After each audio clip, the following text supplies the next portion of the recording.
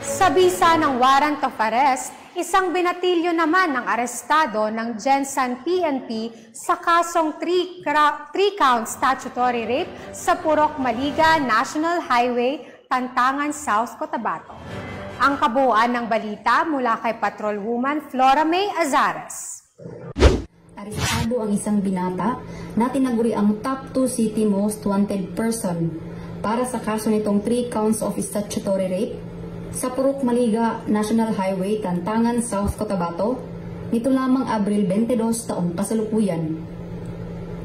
Kinilala ni Police Brigadier General Percival Agustus P. Placer, Regional Director ng Police Regional Office 12, ang suspect na si Sed, 19 anyos, driver at residente ng Purok 5 Olarte, Barangay Labangal, General Santos City.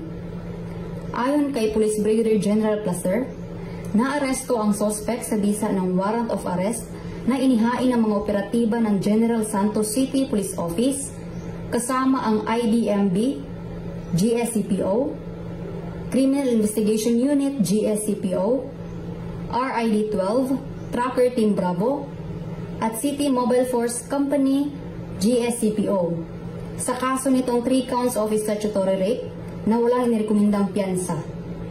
Samantala, patuloy na pinapaigting ng PNP ang seguridad ng mamamayan na kanilang nasasakupan para sa mapayapang komunidad tungo sa bagong Pilipinas. Mula dito sa General Santos City, ako ang inyong PNN correspondent, Patrolwoman Flora May Azares, alagad ng batas, tagataguyod ng balitang pulis.